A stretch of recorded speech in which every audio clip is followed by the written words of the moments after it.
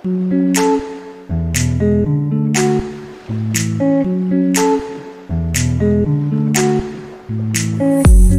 petit budget où justement les gens ont pu avoir tendance à recourir à des crédits et des crédits importants, ça peut être plus compliqué. Il peut y avoir un attentisme et donc une baisse de la demande, et donc une faible demande.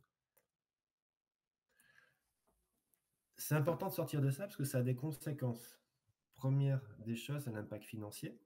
Un impact financier pour le vendeur parce qu'il ne peut pas partir dans son projet. Un bien qui ne se vend pas, surtout si ce n'est pas la résidence principale, bah, c'est un bien quand même qui va souvent générer des coûts, des charges, notamment si c'est en copropriété ou même une maison classique, des assurances et autres. Donc il y a un impact financier. Un impact financier sur vous aussi, parce que par rapport à votre stock de mandat, ben c'est un bien qui n'est pas vendu, c'est de la trésor, enfin, c'est du chiffre d'affaires qui ne rentre pas et qui va mettre un peu plus de temps à rentrer. Deuxième conséquence, c'est un risque de dévaluation. Un bien qui reste sur le marché, on le sait tous, et les acquéreurs réagissent comme nous. Quand vous avez un bien que vous voyez depuis 6 mois, 9 mois, ou que pour certains 9 ans euh, sur les sites d'annonces, plus personne ne veut l'acheter. Surtout que maintenant, on a les moyens de savoir depuis combien de temps c'est à la vente. Euh, et on se dit, dans l'idée des acquéreurs, un bien qui n'est pas vendu au bout d'un certain temps, c'est pas parce qu'il est trop cher, c'est parce qu'ils se disent le bien doit avoir un souci. On passe d'une objection prix à une objection sur le produit, ça devient beaucoup plus compliqué à vendre. Et ça entraîne de la frustration parce que vous avez votre vendeur qui des fois peut s'impatienter. Vous aussi, ben, vous avez ce bien-là qui vous avez, vous l'avez à la vente et puis les annonces passent et puis il y a zéro appel, vous avez zéro visite. Ça devient un peu frustrant. Donc on va voir toutes les solutions pour sortir de là, pour essayer de s'en sortir. Sachant qu'il n'y a pas de recette miracle, hein. C'est juste une accumulation de petits tips, de petites choses qui vont permettre de s'en sortir. Gardez toujours en tête deux éléments. Il y a toujours un acquéreur pour un bien immobilier. Statistiquement, il y en a même plus que un, mais quel que soit le bien, il y a toujours un acquéreur. La difficulté va être de le trouver. Et tous les biens finissent par se vendre. Est-ce que vous êtes convaincu que tout finit par se vendre?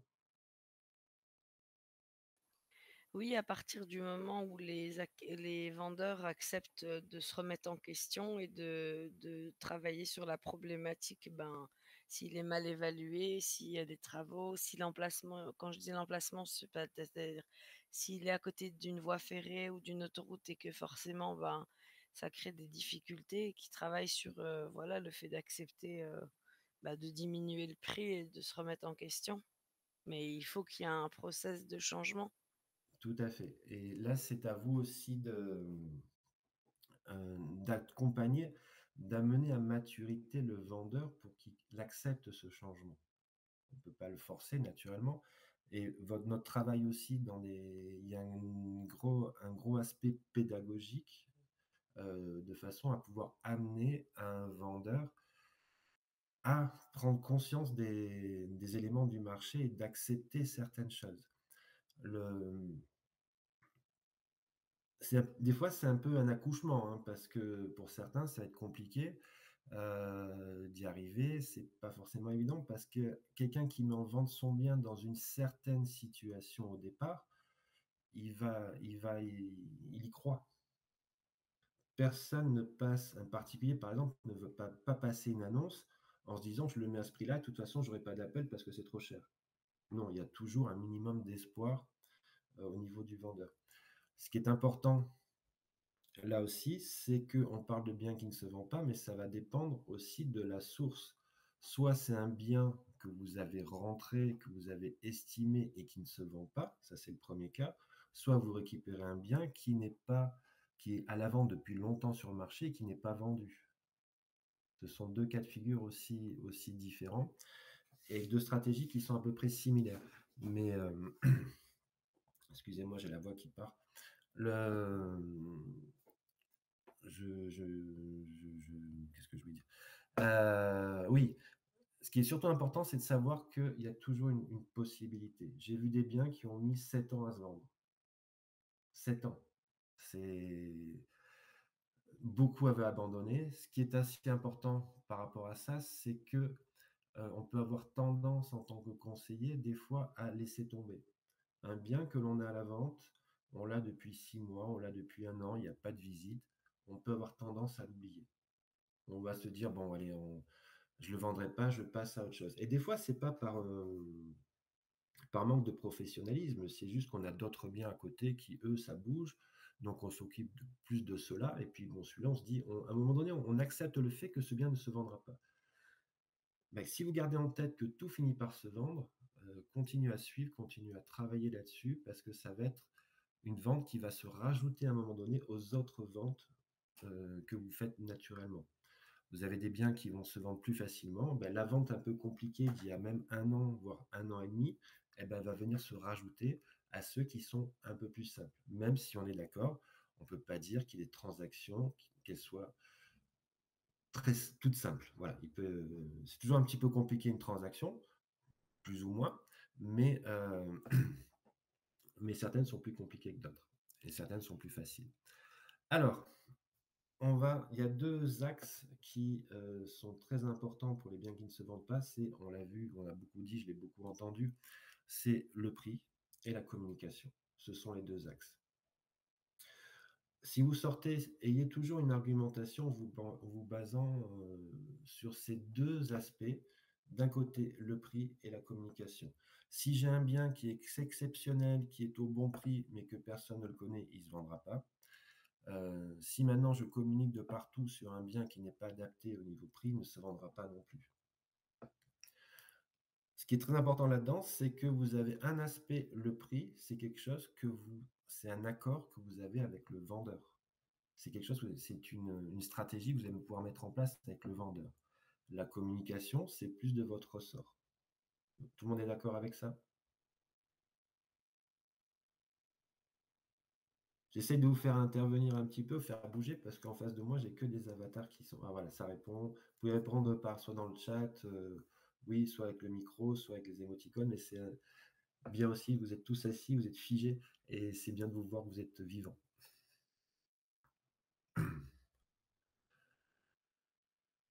Alors, donc les 3 clés du succès sont là, d'avoir une stratégie adaptée. Stratégie, c'est se dire, qu'est-ce que j'appelle stratégie? C'est se dire, voilà, ce bien-là, dans ces conditions-là, ne se vend pas. Qu'est-ce que je peux mettre en place avec mon vendeur pour arriver à ce qui se vendent? Est-ce que je m'adresse à la bonne pardon, est-ce que je m'adresse à la bonne cible? J'entendais parler de quelqu'un tout à l'heure qui évoquait une maison près d'une voie ferrée. Heu, une maison d'habitation près d'une voie ferrée. Peut-être que la cible n'est pas forcément à ce moment-là des, des acquéreurs, classiques. Peut-être que c'est peut-être d'un point de vue commercial, souvent près des voies ferrées, c'est aussi des zones, un peu commerciales, un peu industrielles des fois, où il y a des garages, où il y a des choses comme ça. Peut-être que la cible est différente. Donc penser une stratégie par rapport à un bien, se dire: «Qui serait susceptible d'acheter ce bien? Et comment je vais pouvoir les toucher?»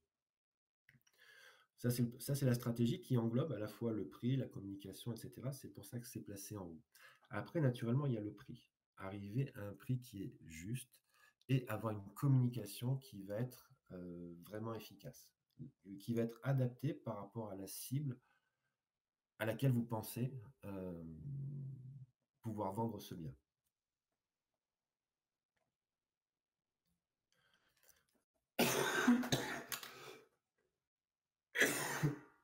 Excusez-moi. Alors, je vais vous présenter un petit outil. Je vais vous le présenter, je vais le mettre sur l'autre écran. Ne bougez pas. Hop, le temps que je le retrouve. Quoique, je vais vous le mettre là-dessus parce que sinon ça va être vous êtes obligé de zoomer, vous allez vous perdre après. Le scoring mandat, est-ce que vous alors attendez, hop, bougez pas. Ça y est, il est passé où?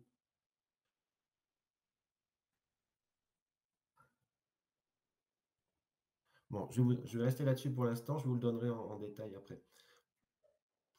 Analysez une situation, vous avez voilà, je l'ai là, pardon. Hop, je vais le mettre en comme ça. Voilà. Est-ce que tout le monde voit bien?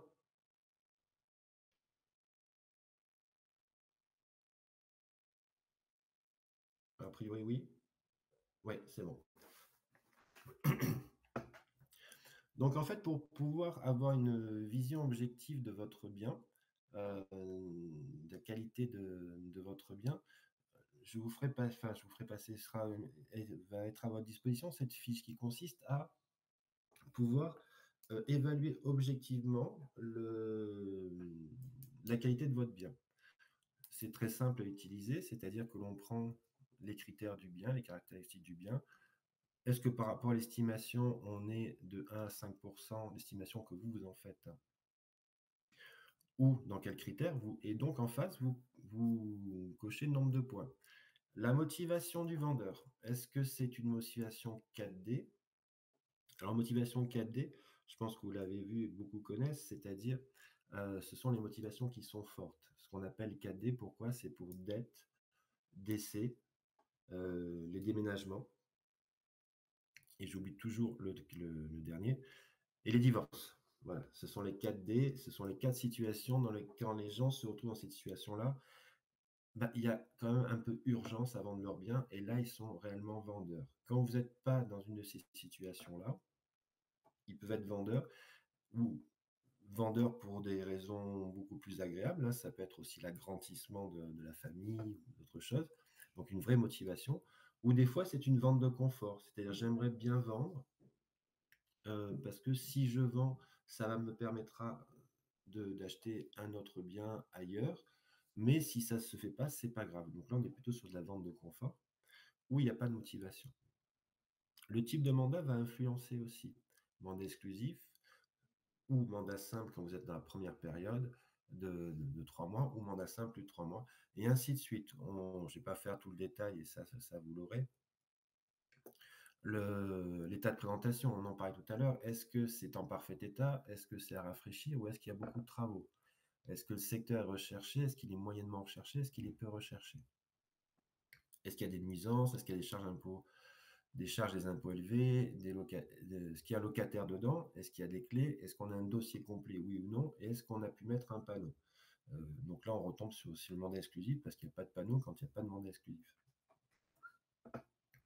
Et donc tout ça, ça vous permettre de pouvoir juger objectivement d'un bien et de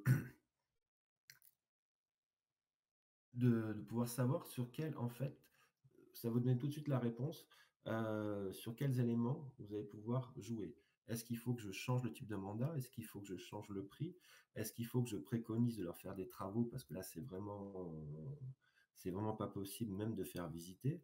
Le secteur, vous n'allez pas le changer, à moins de déménager le bien, mais ça va être compliqué. Les nuisances non plus. Donc il y a des éléments sur lesquels vous pouvez intervenir et d'autres non. Est-ce que certains ont déjà utilisé des documents comme ça ailleurs ou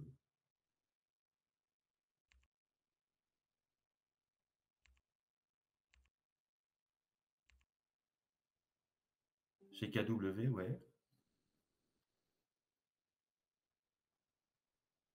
Je crois qu'à l'origine, ça vient de.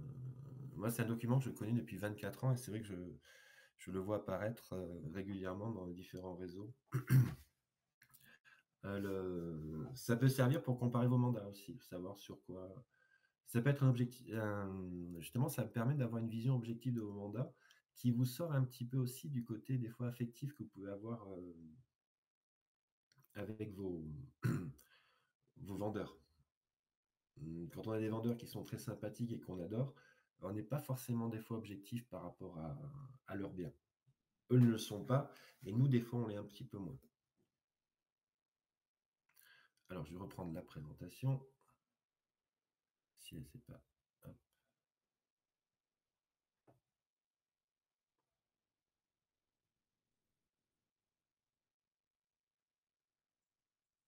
Ah, pourquoi ça ne s'affiche pas?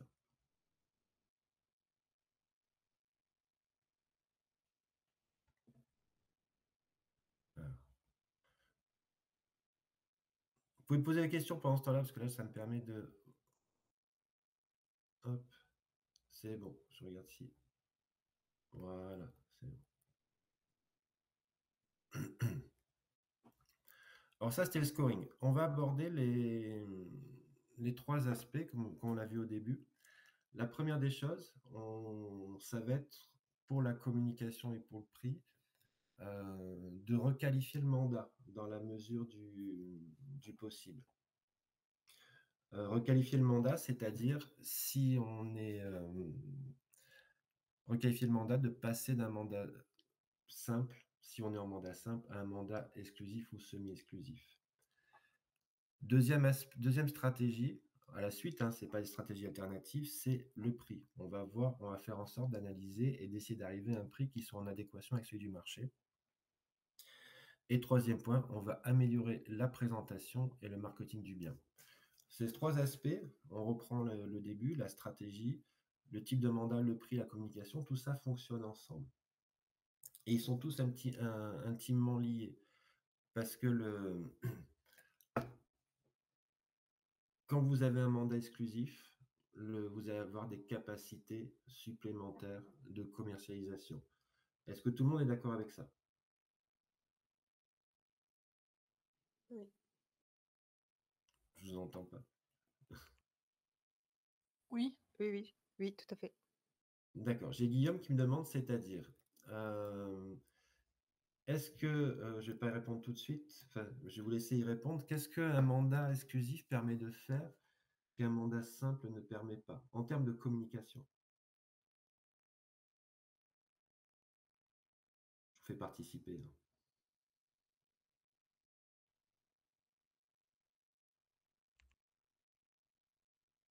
Communiquer l'adresse, Pour les visites aussi, oui. la visibilité unique, oui, ça permet de faire très bien, porte ouverte. Communiquer sur tout le secteur. On peut communiquer sur le secteur, donc effectivement, l'intérêt de passer d'un mandat simple à un mandat exclusif, c'est un énorme intérêt pour le vendeur. Il y a des choses que vous allez pouvoir faire. Alors, il y a des choses qui ont été citées. Faire des journées portes ouvertes, ça marche très très bien. Vous allez pouvoir communiquer, mettre des flyers autour en disant il y a un de vos voisins qui vend, je simplifie, il y a un de vos voisins qui vend, est-ce que vous connaissez quelqu'un qui pourrait être intéressé? En plus, ça renforce votre communication en tant qu'expert du secteur. Vous allez pouvoir mettre un panneau, vous allez pouvoir aussi peut-être investir, je reviens après Guillaume, peut-être investir dans des communications plus ouvertes sur les réseaux sociaux ou des communications sponsorisées. Est-ce que vous voyez d'autres choses? J'ai vu enlever et remettre les annonces. Oui, parce que ça va être un élément important. Si vous êtes en exclusivité, vous allez pouvoir enlever les annonces, attendre un peu et le remettre. Après, si vous êtes en mandat simple, mais que vous êtes seul en mandat simple, vous allez pouvoir le faire aussi. Mais je ne sais pas si c'était la réponse à ta question, Guillaume.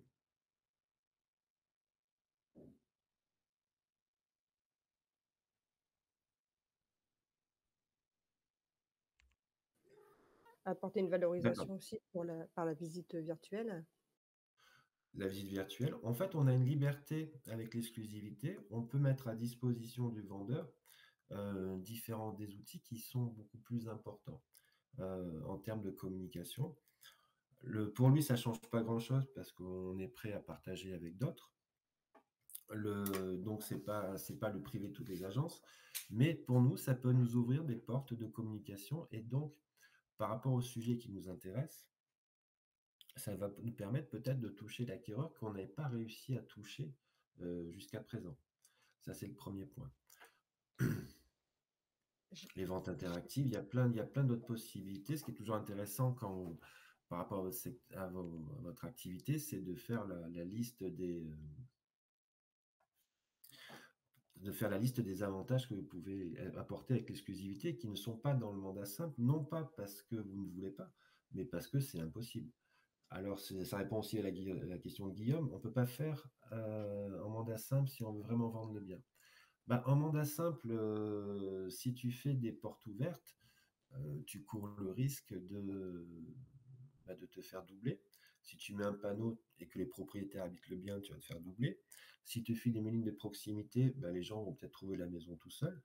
Euh, alors, si l'idée, c'est quand même de vendre le bien, l'idée principale, c'est que ça soit vous qui vendez le bien et pas que les vendeurs vendent de particulier à particulier. Donc, c'est pour ça qu'en mandat simple, il y a des choses qu'on ne peut pas faire. Ou en tout cas, personnellement, que je vous déconseillerais de faire. Mais, euh, mais voilà. Donc, c'est... J'ai une question. oui, Si, admettons, voilà, il y a le mandat était déjà en exclusivité et on veut le récupérer en exclusivité, quelle est la façon de faire pour pouvoir justement obtenir encore une exclusivité sur le mandat si le vendeur a été déçu d'exclusivité pour le convaincre en fait? alors, ça arrive assez fréquemment. Euh, c'est pas forcément évident, on peut y arriver. Dans des cas comme ça, il faut toujours demander, essayer de comprendre la situation. Quand le vendeur vous dit, moi j'ai mis un mandat exclusif, vous pouvez lui dire c'est un excellent choix. Vous aviez fait un très bon choix. Là, ton vendeur est dans une situation où il a pris une exclusivité, où le bien n'est pas vendu, et donc toi tu arrives derrière en disant voilà, mais pour vendre votre bien, moi je peux vous aider, mais je vais avoir plus de moyens que l'exclusivité. Et il te dit non, merci, parce que l'exclusivité, j'en sors, je n'en veux plus. C'est bien ça. Oui, c'est ça. Voilà. C'est pas forcément évident. On va pas y arriver à tous les coups, mais il n'y a jamais de 100%. Mais par contre, ce qu'on va faire, c'est dire voilà, qu'est-ce qui ne s'est pas. Le mandat exclusif, c'était un très bon choix. Et vous aviez très bien fait. Donc, déjà, ça le rassure.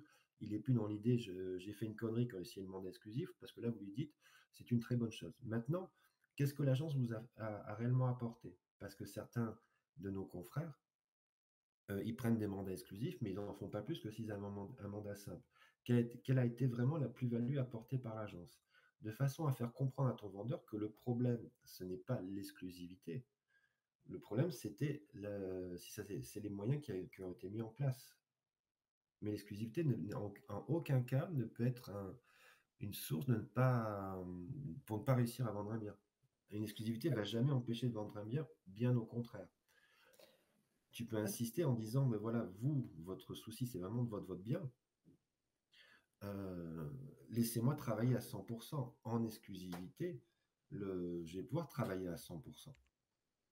Ouais, parce qu'il y en a qui, voilà, qui vendent l'exclusivité en disant qu'ils vont faire des monts et merveilles, et en fait, rien ne se passe. Donc, si je repars dans cette façon-là en leur disant, voilà, je peux vous enfin, j'ai plusieurs possibilités, et parfois, ils me disent, bah, écoutez, ces possibilités-là m'ont déjà été énumérées et rien ne s'est passé. Donc, c'est vrai que c'est pas toujours évident de pouvoir contrer et d'apporter quelque chose de nouveau.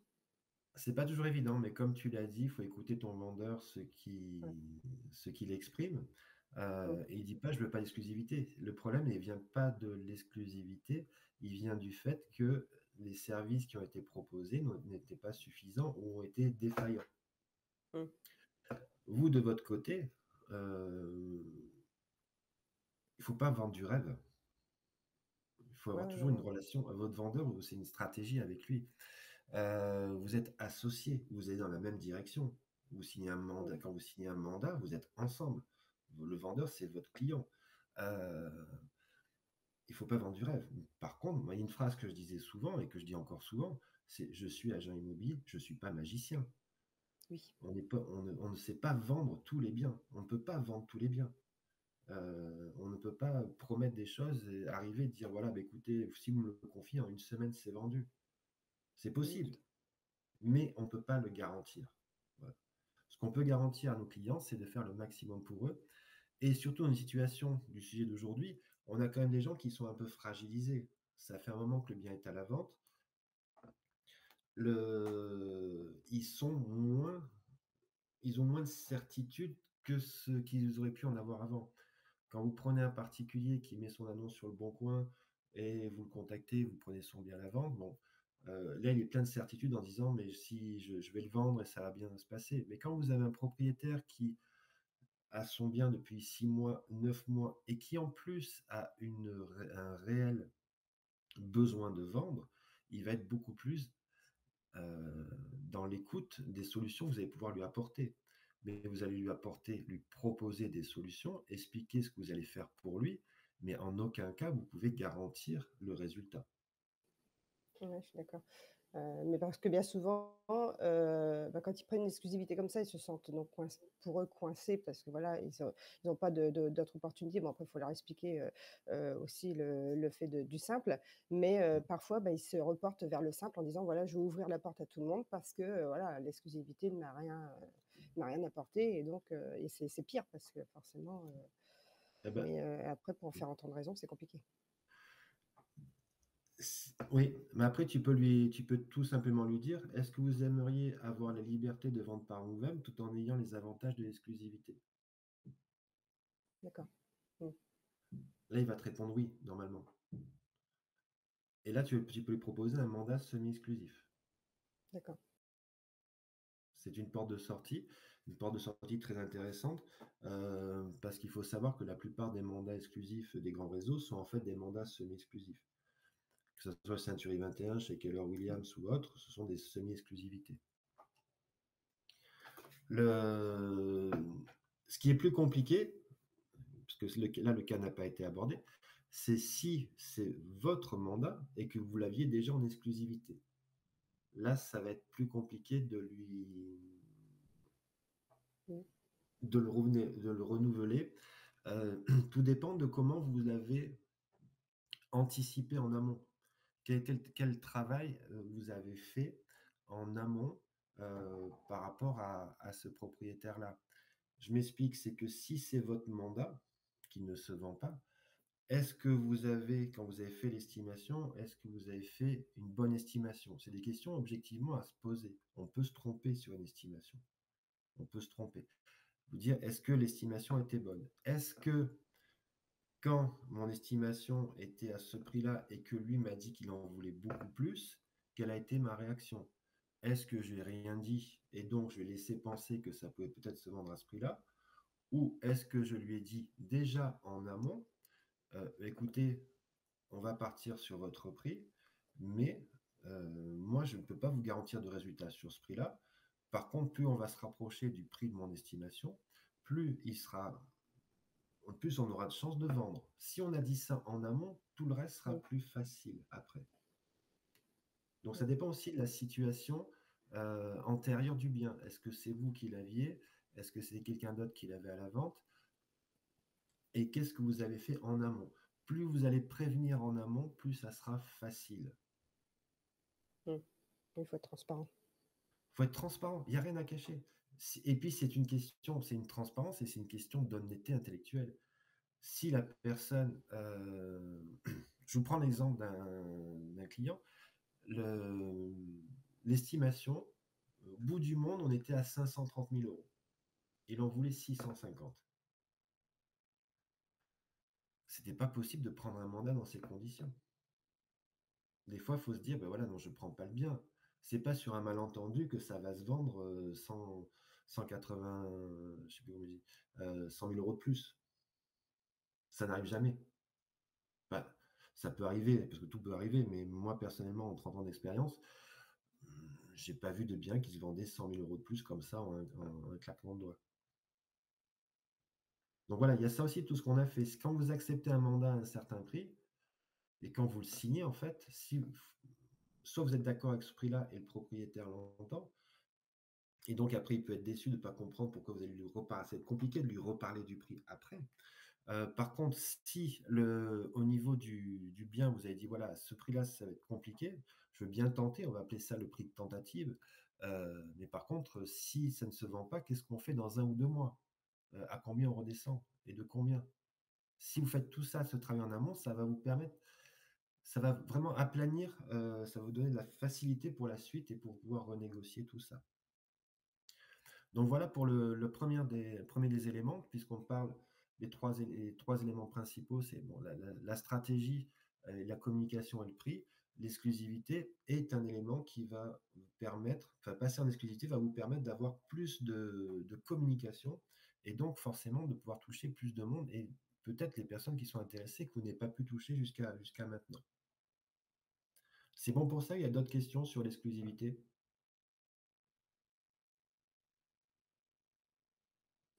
Non, c'est bon pour moi. C'est bon pour tout le monde? Qui ne dit mot consent? OK. Le prix. Le prix, pour aborder le prix, il va falloir refaire une estimation. Refaire une estimation, comme vous savez les faire, en plus maintenant tout le monde chez UXP a cadastre.com, donc il n'y a pas de raison que vous n'ayez pas de super jolis documents bien adaptés et avec tous les éléments pour pouvoir faire une estimation la plus précise. L'estimation, là je vous ai montré, sur le slide, vous avez les 3 étapes d'une véritable estimation. De présentation d'une estimation. On ne dit pas, ben voilà, votre prix c'est tant. La personne n'est pas forcément à même de l'accepter. Quand on va réajuster le prix, on va dire voilà, on va prendre tous les éléments des biens vendus, des biens comparables qui ont été vendus, des biens qui sont actuellement en concurrence. On va reprendre tous ces éléments-là et dans un document et on va présenter ça au vendeur d'une manière objective. On ne va pas lui dire que votre maison, elle vaut tant. On va l'amener à comprendre que sa maison vaut tant. Pour cela, c'est pour ça qu'il y a ces 3 étapes. Faire voir, c'est-à-dire votre document d'estimation, il va falloir le montrer à votre vendeur. Lui expliquer, lui dire que comme on a la même stratégie, il faut qu'on ait les mêmes éléments. Pour définir une stratégie commune, il faut savoir les mêmes bases. C'est exactement ça. Donc, notre estimation, on va lui montrer, on va lui expliquer pour lui faire comprendre la nécessité d'ajuster le prix pour que ça soit de lui-même qu'il accepte le fait qu'à ce prix-là, ça ne se vendra pas, alors que si on est à un prix qui est inférieur, à ce moment-là, son projet va pouvoir se réaliser. Le faire comprendre et 3e étape, lui faire accepter. Parce qu'entre comprendre et accepter, des fois, il peut y avoir un décalage. Je sais que ma maison vaut 450 000, mais j'aimerais bien en avoir 500. La compréhension, elle est là, mais l'acceptation, elle n'y est pas. Pour renforcer l'acceptation, revenez sur le projet du vendeur. Pourquoi il vend? Qu'est-ce que ça va lui permettre de faire? Qu'est-ce que ça va lui permettre dans le sens positif ou qu'est-ce que ça va lui enlever comme souci? Reprojetez-le là-dedans. Lui dire que voilà, on n'est pas en train de discuter entre 500 000 et 450 000. On est en train de discuter entre un projet qui se fait et un projet qui ne se fait pas. Ouais, 3 étapes. Refaire l'estimation, c'est indispensable. Une estimation, une petite question comme ça pour vous. Quelle est la durée de validité d'une estimation pour vous? Au bout de combien de temps faut en refaire une si une estimation a été faite? 3 mois? Bonne réponse.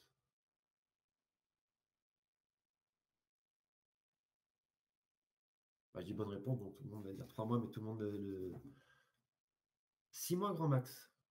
Oui, c'est vraiment le grand max, Véronique. 3 mois. Et alors, tous ceux qui ont répondu 3 mois, pourquoi 3 mois? Parce que le marché change, donc pour se remettre, pour voir un petit peu la fluctuation du marché. Voilà, c'est-à-dire qu'un bien qui est en moyenne, un bien qui est au prix, un bien qui est cohérent sur le marché, va se vendre en 90 jours. Des fois, c'est 87, suivant les moyennes des différents réseaux. Donc normalement, un bien qui n'a pas d'objection majeure rédhibitoire et qui est à son prix, va se vendre en 90 jours. Ce qui veut dire que quand vous faites l'estimation et que vous prenez en compte les biens comparables aux biens de votre mandat, 90 jours après, tous ceux qui étaient au prix se sont vendus. Donc la concurrence a changé et les valeurs objectives de prix de vente des biens a changé aussi. C'est pour ça que c'est 3 mois. Après, c'est pas aussi précis, donc 6 mois, c'est vraiment le grand max. Mais n'hésitez pas, puis c'est une façon de faire un suivi aussi. Le je disais tout à l'heure, si ce mandat qui ne se vend pas est votre mandat, posez-vous la question aussi du suivi. Normalement, vous avez tous un suivi régulier, je n'en doute pas, mais plus vous avez, être qualitatif dans votre suivi régulier, plus le vendeur, sera en mesure d'accepter les solutions que vous allez lui proposer.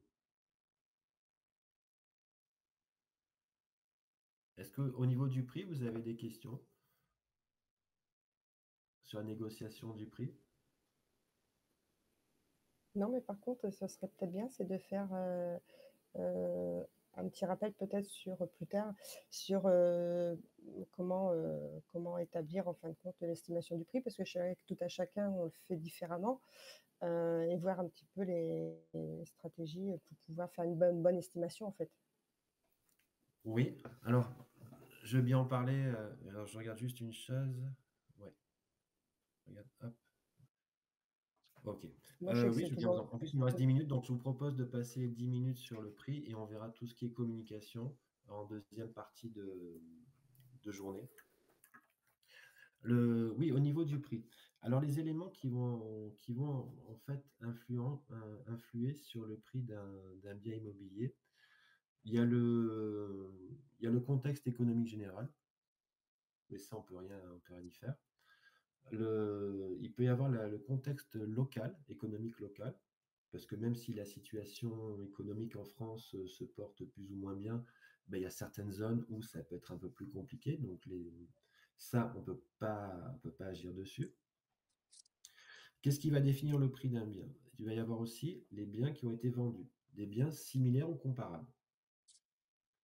Si vous allez dans un lotissement et que toutes les maisons sont identiques et que il y a 5 maisons qui se sont vendues à 300 000 euros, il y a des chances que la sixième, elle se vende 300 000 euros et pas 400. Donc les biens qui ont été vendus et la concurrence. La concurrence, c'est très important et c'est ce qui est le plus fluctuant. Parce que pour acheter quelque chose, les gens ont besoin d'avoir un comparatif. Le, Si demain, c'est l'exemple que je prends souvent, si je vends mon appartement et que tous mes voisins vendent leur appartement à 300 000 euros et que le mien est exactement identique, il y a des chances de valoir 300 000 euros.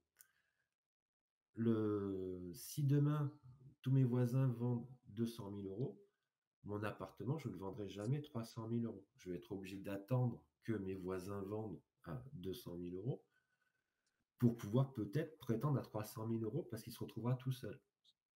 Est-ce que vous voyez le principe de la concurrence? Le principe, c'est l'offre et la demande.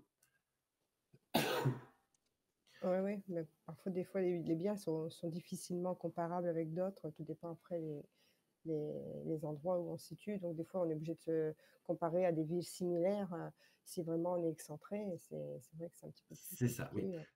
Je suis entièrement d'accord. Des fois, il y a des biens qui sont. On retombe un peu sur des biens atypiques, on ne sait pas trop à quoi les comparer. Donc là, il faut penser à qui va acheter. Je vous prends l'exemple, j'avais une maison qui était, alors c'est pas au bord d'une falaise, mais qui était au bord de l'eau, en fait, un peu en hauteur. Dans tout le secteur, c'était la seule. Elle avait une vue mer à 180 degrés, et c'était la seule maison. La seule maison qui avait cette vue, la seule maison qui avait un escalier pour accéder à une plage privée. Alors la plage n'était pas privée, mais comme il n'y avait aucun autre moyen d'accès que cet escalier qui était dans la maison, en fait, de fait, c'était une plage privée. Il n'y avait absolument rien de comparable autour. Si je prenais le secteur autour, il n'y avait aucun bien identique, vendu, à vendre même. Euh, Maison d'architecte en plus, fait par un architecte réputé. Pour l'estimation, j'ai dû me baser sur qui va acheter ça. Quel est le type de clientèle qui va acheter ça? C'est une clientèle qui va rechercher un bien un peu d'exception avec une vue mer. Cette clientèle-là, elle n'est pas liée forcément à un secteur géographique. Ça peut être très vaste. S'il y en a parmi vous qui travaillent sur la Côte d'Azur ou dans le domaine du luxe, des fois, vous avez des clients qui recherchent, je cherche un bien au bord de la Méditerranée. Ça peut être de Perpignan à Nice, si c'est en France, mais des fois, ça peut être plus vaste, ça peut être au bord de la Méditerranée. Donc, on va chercher ce type de bien, quel type d'acquéreur peut acheter ça, et les acquéreurs qui recherchent ça, quels sont les biens qui leur sont proposés.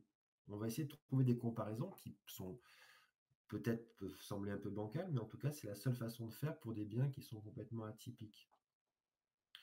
Je vous parlais des cadastres.com pour l'estimation, ça nous sort un prix avec la concurrence, les biens similaires. Vous avez des méthodes d'estimation, il y en a 6 ou 7, donc des fois, n'hésitez pas à les comparer par rapport au coût de la construction. Quand vous savez pas, si vous avez vraiment un bien qui ressemble à rien, vous n'avez pas de données, généralement, un bien, c'est un terrain et une construction dessus. Posez-vous la question du prix au mètre carré du terrain et le prix au mètre carré de la construction. Si demain, je devais construire le même bien, combien ça me coûterait? Ça vous donne des idées de prix. Est-ce que j'ai répondu à la question par rapport à Nice? Ouais, très bien, merci. Voilà. La comparaison, c'est pas toujours évident. Plus le bien va être atypique, plus ça va être complexe. Et puis, il y a certains biens qui sont tellement atypiques, très sincèrement, savoir si on prend des biens qui sont très chers, savoir si un bien vaut 8 ou 9 millions, c'est impossible. Je défie quiconque de dire non, non, ça vaut pas 9 millions, ça vaut 8 millions. C'est vrai que sur des biens comme ça, il y a des budgets, puis on voit, on visite, on fait des propositions, on s'est accepté, c'est pas accepté, mais bon, c'est pas c'est pas notre cas le plus courant des biens que l'on a. Nous, souvent, on est plutôt à 20, 30 000, 50 000 euros près. Est-ce que vous avez besoin d'autres éléments? Enfin, est-ce que vous avez envie que je vous parle un peu plus de l'acceptation, de faire comprendre? J'avais peut-être juste une petite question encore Oui. sur l'estimation. Quand on rend le prix de l'estimation, l'écart du prix, la fourchette basse et la fourchette haute, c'est bien 10 000 on peut mettre entre les deux? Alors, Il y a ça, c'est si tu cet fais une écart? fourchette. Ouais. Il vaut mieux faire une fourchette ou pas? Après, là, c'est un débat qui est à trancher par chacun. Ça dépend comment vous travaillez. Ça dépend comment vous vous sentez avec ça. Certains vont pouvoir travailler avec une fourchette en disant une limite haute, une limite basse. Entre nous, souvent, quand on fait une fourchette, on se dit, vous avez dans tête la limite basse et le vendeur, lui, va prendre la limite haute. On est entre Mm. nous, donc on peut se dire les choses, hein. Mm. Si vous estimez un bien entre 300 et 330, si vous dites à un vendeur, votre bien, il vaut entre 300 et 330, il va partir sur 330. Et vous allez pouvoir revenir après en disant, mais moi, je vous avais dit entre 300 et 330, on est plus près de 300. Donc, c'est une méthode, c'est une stratégie, c'est une façon de faire.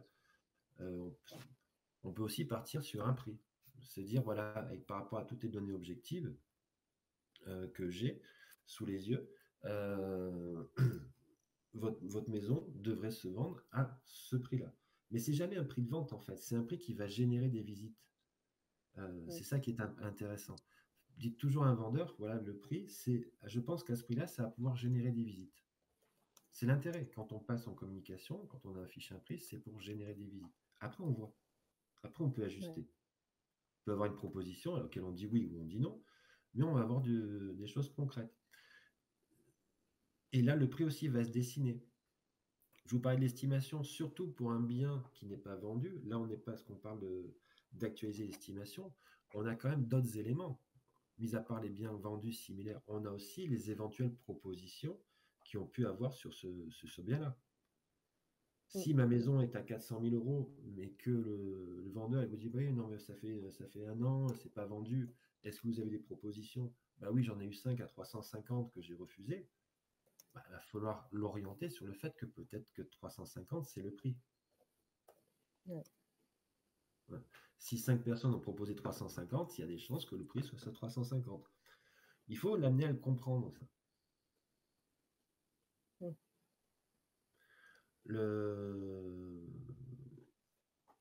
Et puis oui, lui faire comprendre aussi, le projeter des fois aussi en tant qu'acheteur. À ce prix-là, est-ce que vous achèteriez votre bien? Alors pas comme ça, mais par rapport à la concurrence. Si demain vous allez vendre, vous allez acheter un bien. Bon, vous allez acheter un bien et vous voyez 3 maisons qui vous plaisent, il y en a 2 à 250, il y en a une à 300. Elles sont identiques. Laquelle vous allez acheter? Il va vous dire, je ne sais pas. Laquelle vous n'avez pas acheté? Il va vous dire, bah, c'est celle à 350, c'est celle qui est plus chère que les autres alors qu'elle est pareille. Et là, vous allez dire, mais je suis en train de parler de votre maison, monsieur le vendeur. Mm. C'est donc la question de fourchette ou de prix fixe, c'est vraiment la liberté de chacun. C'est comme toujours, c'est toujours pareil aussi, c'est la question de est-ce que je présente le prix avec les honoraires ou est-ce que je présente le prix sans honoraires? Ouais, Vous, ça aussi. vous faites comment? Bah, avec honoraire. Tout le monde Comme fait ça, avec il y a pas de, honoraires? pour moi, il n'y a pas de tromperie. Enfin, et voilà. Enfin, de toute façon, avec honoraire, obligé dans le sens, je veux dire, la valeur vénale, de toute façon, reste la valeur vénale. Donc après, les Hmm. honoraires sont déduits de la valeur vénale. Mais Voilà. la valeur vénale est là, donc on ne peut pas faire autrement que d'incorporer, enfin, que les honoraires soient incorporés, quoi. Hmm. Donc, je veux dire par là, c'est que après, dans la présentation, des fois, certains vont dire, ben voilà, ça vaut 350, donc ça vous fait tant pour vous. Euh, et certains vont dire ça vaut 350 plus nos honoraires, ça fait tant. Donc il peut y avoir aussi des petits décalages comme ça qui vont. Donc tout ça, la façon de le présenter, c'est un peu votre façon et comment vous vous sentez à l'aise avec tout ça. Est-ce que vous voulez faire une fourchette? Est-ce que vous voulez avoir un prix fixe? Mm. La fourchette, c'est toujours, c'est pas une science exacte, hein. Moi, ce que je dis toujours aussi, et ce qui est une vérité absolue, c'est que la valeur d'un bien n'est que le prix qu'un acheteur est prêt à lui donner. Mm. Tout à fait. Une estimation, on va se rapprocher. Une estimation, c'est un peu un thème astral pour un bien, hein. Bon, ne dites pas ça à vos vendeurs, hein, mais une estimation, c'est pas un document. Si demain on disait, voilà, si jamais vous vendez pas au prix de l'estimation, vous devez tant, moi je ferai plus aucune estimation.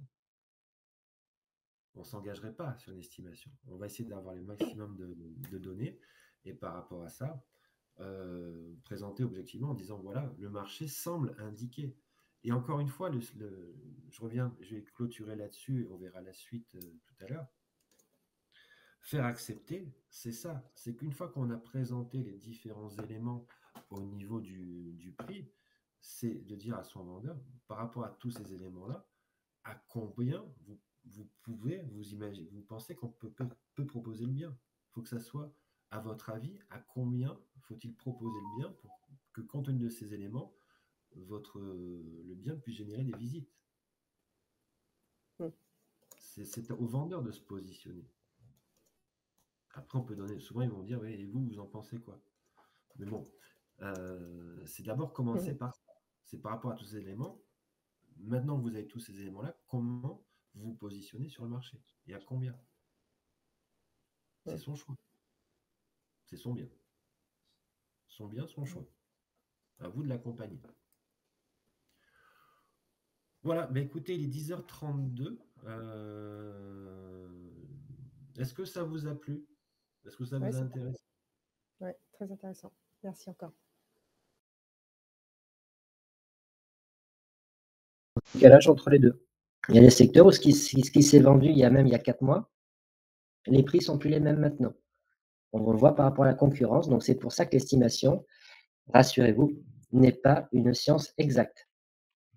Vous demandez à 3 agents immobiliers compétents, expérimentés, de faire la même estimation sur le même bien en aveugle, il y a des chances pour qu'ils n'arrivent pas au même résultat. Ils ne seront pas très, très loin, mais personne n'est capable d'arriver à un prix, précis. De la même manière, un expert immobilier, quand il va rendre son expertise immobilière au niveau du prix d'un bien, il va utiliser différentes manières d'évaluer ce bien-là, mais dans son rapport, il y aura différents prix. D'où la difficulté vraiment d'estimer un bien.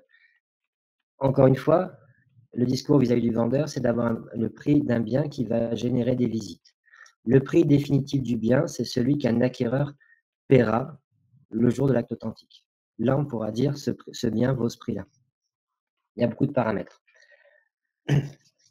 Pour faire passer le prix, ce que je disais ce matin aussi, pour faire passer le prix, basez-vous sur le projet du vendeur. Si son projet est fort, s'il a des besoins, faites-lui comprendre que la baisse de prix, c'est pour aboutir à son projet. C'est exactement la même démarche que lors d'une offre d'achat. C'est-à-dire que là, on est sur une offre en amont. Imaginons qu'il en veuille 400 000 €, vous l'estimez à 350, il faut l'amener, c'est déjà une proposition. Il vient de perdre 50 000 € dans sa tête. Donc, il faut pouvoir justifier ça et c'est pour ça qu'il faut l'amener doucement aux mêmes conclusions que vous, à savoir que ce sont bien vos 350.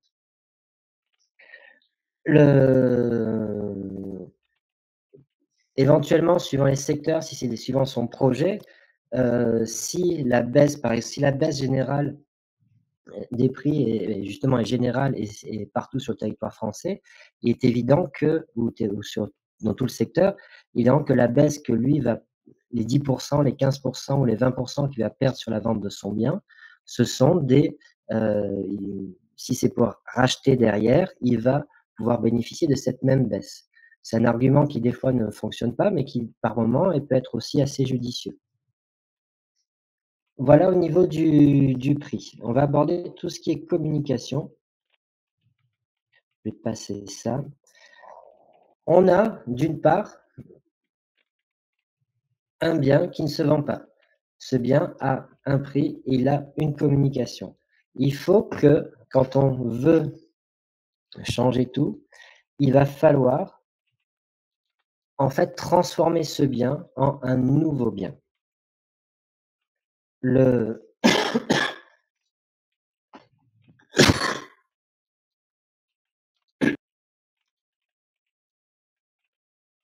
Excusez-moi, j'ai un peu de tout, donc de temps en temps, je coupe.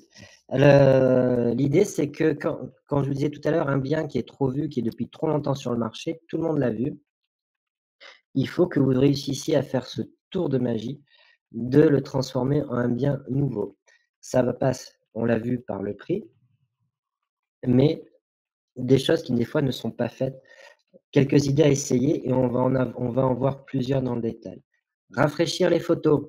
Si les photos ont été prises il y a un certain temps, c'est toujours les mêmes que les gens voient, n'hésitez pas à retourner voir le bien.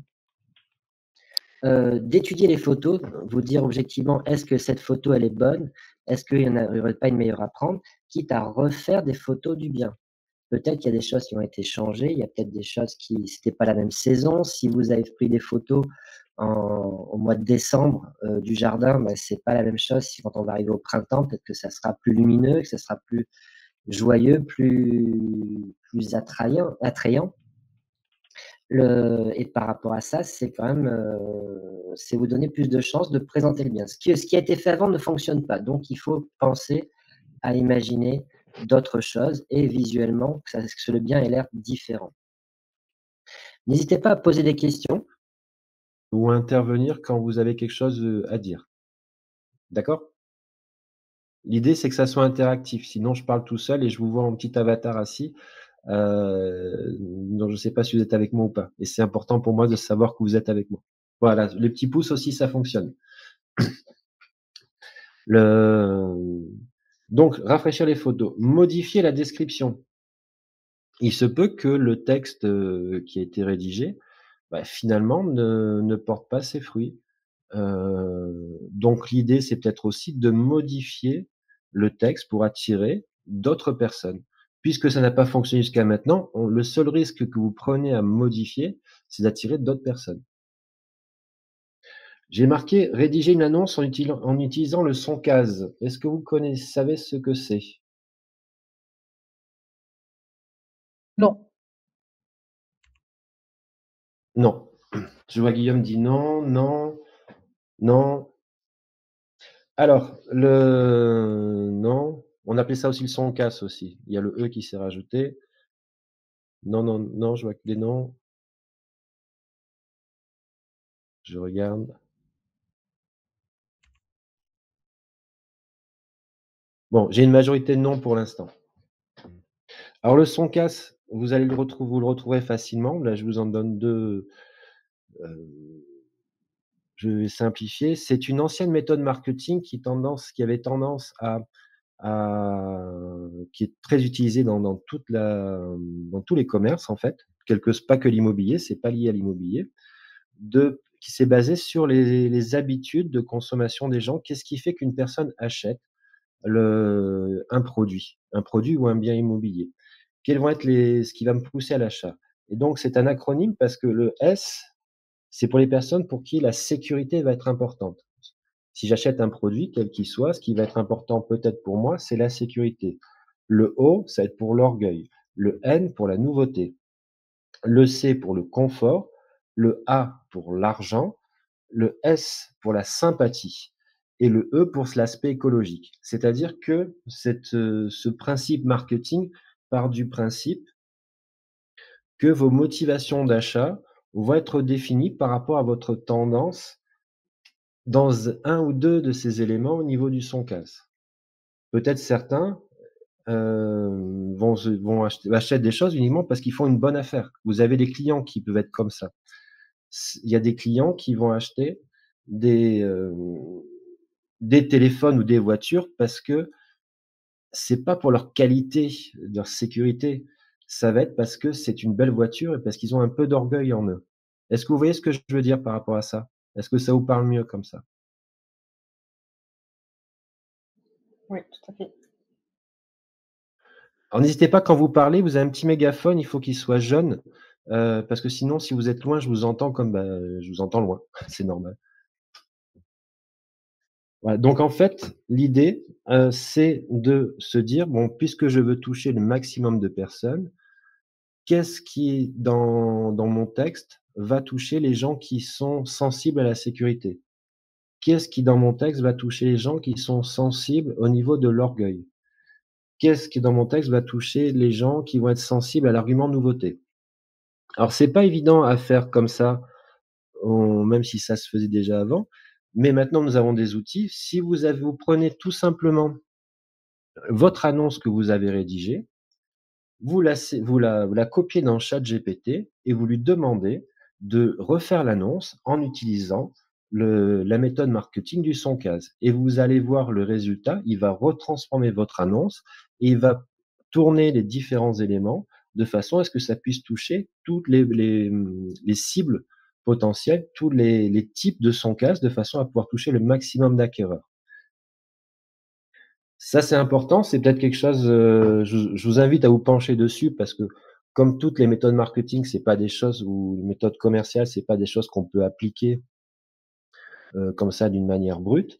Mais c'est toujours intéressant quand on a un client, de savoir qu'est-ce qui va plus le toucher par rapport à sa typologie de client, par rapport à son casse, qu'est-ce qui va pouvoir le toucher? C'est valable pour l'annonce, mais ça va être aussi valable pour la visite. Si vous faites Faire une petite parenthèse et pour fermer sur son casse, si vous faites visiter à quelqu'un qui est dans la sympathie, vous allez plus insister sur la terrasse, sur le barbecue, sur ces choses-là et lui demander s'il se voit avec ses amis en été pour, manger ici. Alors que si quelqu'un est taxé sur l'argent, cet argument n'aura aucune prise sur lui. Vous allez plutôt insister sur le bon rapport qualité-prix de la maison et le fait qu'il fasse une bonne affaire. Je vous donne ces exemples-là pour que ça soit plus clair. Donc l'idée là, dans ce module-là, de vendre un bien qui ne se vend pas, c'est de peut-être modifier son annonce en essayant de toucher le maximum d'acquéreurs dans leurs particularités. Est-ce que vous avez des questions par rapport à ça? Non, c'était très intéressant parce qu'en fait, c'est vrai, j'ai jamais pensé en fait, de faire ce rapprochement-là, pour les visites aussi et puis, surtout pour les annonces, quoi. Oui, ça fonctionne pour les visites, pour les annonces, dans toute votre communication. Ce qu'il faut pas, faut rester naturel, il faut pas vous bloquer par rapport à ça. Il faut pas passer 15 jours à vous dire enfin, passer pas 15 jours, mais passer 1 heure à vous dire: «Ce client, il est comme ça ou comme ça». Mais ça vaut le coup de se dire toujours: «Ah et lui, je le sens un peu, comme ça» et vous allez voir que si vous adoptez cette attitude-là, vous allez être plus dans l'écoute, en fait et vous allez plus regarder les petits détails de votre client. Faites attention à votre propre son casse aussi. le 1er test que vous pouvez faire, c'est de vous dire, une fois que vous regarderez ça de votre côté, vous dire: «Moi, quelles sont mes 2 dominantes?» parce que généralement, on a toujours une lettre dominante et une un petit peu en dessous. Et voir comment vous réagissez par rapport à ça. Ça peut être intéressant, parce que du coup, vous vous rendez compte que ce qui va vous déclencher une envie d'achat, si vous projetez cela sur un autre client, ça va être, compliqué parce que lui n'est pas dans le même logique. Donc pour l'annonce, c'est exactement pareil. Moi, si je lis quelque chose, une annonce, je vais être peut-être touché par des mots, alors qu'une autre personne va être touchée par d'autres. L'idée, c'est de pouvoir toucher tout le monde. Mmh. C'est un peu le principe du thème astral, du thème astrologique, parce que quand vous lisez, vous vous rendez compte que c'est suffisamment vague et suffisamment flou pour que tout le monde puisse s'y retrouver, très souvent. Mmh. Mmh. C'est un peu le même principe. C'est-à-dire que si je prends n'importe quel, texte et si je vous le donne, bah, certains vont dire: «Bah, je me reconnais là», une autre personne va dire: «Moi, je me reconnais là». C'est exactement le même principe. D'accord. Quand vous avez un bien qui est justement ce qu'on appelle un bien usé, qui est depuis longtemps sur le marché, c'est le 3e point, il faut le retirer du marché. Pendant toute cette petite séance de «relooking» entre guillemets, pour plus qu'il apparaisse comme un bien ancien qui passe depuis longtemps, retirez-le du marché. Si c'est votre bien, vous arrêtez les annonces. Arrêtez les annonces pendant idéalement, c'est 15 jours. Pendant 15 jours, le bien va disparaître d'internet, en fait et Et sur un pardon. oui, vas-y. Ah, et sur un bien usé de quoi? À partir de 6 mois? Ou, déjà à partir, du 3e, enfin du 4e mois, non, c'est pas plus 6 mois? Alors 6 mois et généralement, plus? on peut dire 6 mois et plus. D'accord. Avant, comme je disais ce matin, la durée moyenne de vente d'un bien quand il est au prix, quand tout correspond, c'est 90 jours. Mmh. Donc quand ça dépasse le double de ce temps-là, Mmh. effectivement, là, on peut se dire: «Il y a vraiment un souci». Mais D'accord. encore une fois, ça va dépendre du marché dans lequel vous êtes. C'est-à-dire que si vous avez 10 biens en mandat et que depuis 6 mois qu'ils ne se vendent pas, c'est peut-être localement qu'il y a quelque chose, un ralentissement. Ouais. C'est à voir en comparaison. Alors que sur un secteur, si vous avez je dirais même, il y a certains secteurs où quand il y a un bien à vendre, ils vont se vendre en 15 jours. Celui qui est là depuis 3 mois, il va déjà être usé par rapport au marché. Donc c'est Mmh. toujours à mettre en rapport avec son marché et sa situation précise de l'endroit. Mais 6 Ouais, mois, d'accord. c'est une bonne, un bon marqueur. Voilà. D'accord. En tout Et donc on arrête pendant 15 jours? arrêter pendant 9 jours. L'idée que faut que ça soit en fait, le faire disparaître, c'est comme si on voulait le faire oublier. Des gens qui Mmh. recherchent, des hackers qui recherchent et qui tous les jours regardent les annonces.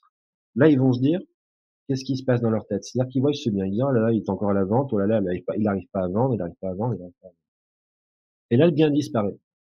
Dans l'esprit d'un acquéreur, il va se dire: «Ah bah tiens, il y est plus, il a dû vendre». Mmh. Du coup, 15 jours après, quand il réapparaît, il va plus se dire: «Ah oui, mais non, il s'est pas vendu finalement».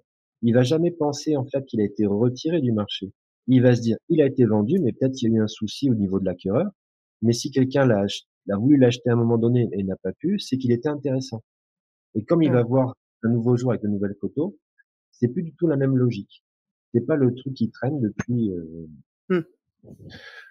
pensez, regardez autour de vous, c'est comme des fois, bon ça il y en a de moins en moins, mais des fois il y avait des magasins, avec des objets à vendre et il y avait de la poussière sur les objets. Bon, mis à part que le fait que le magasin n'est pas bien tenu, si je rentre dans un magasin et que je vois un objet qui a pris la poussière, je me dis que cet objet-là n'a intéressé personne depuis des mois. Pourquoi il m'intéresserait moi? Prenez la même Je prends cette analogie. Si vous avez un magasin qui a des objets, que vous allez faire? Vous allez, les épousseter. Si ça vous allez peut-être changer la disposition, vous allez peut-être mettre un nouvel éclairage. Là, c'est exactement le même principe. Ouais. Vous débarrasser du stock de mandats que vous pouvez avoir. D'autres questions par rapport à ça? J'essaie de retrouver ma souris. Pour la communication, on va faire une communication renforcée. À partir du moment où où on constate que ce qui a été fait n'a pas été suffisant, on va toujours se dire: «Qu'est-ce que je pourrais faire et que je n'ai pas fait?» Là, ce sont quelques pistes. Et peut-être que les photos qui ont été prises, peut-être qu'on peut faire de meilleures photos qui vont avoir un intérêt supérieur, qui vont peut-être toucher plus de monde. Donc se poser la question, se dire: «Est-ce que le si comment je pourrais faire pour avoir de meilleures photos?» Soit, vous pouvez faire appel à un photographe aussi ponctuellement, excusez-moi, ou régulièrement, de façon à avoir de beaux clichés de votre bien, de façon à ce que le bien retrouve de nouvelles couleurs et puisse susciter une autre envie. Vous pouvez faire des visites virtuelles aussi, proposer des visites virtuelles en 3D.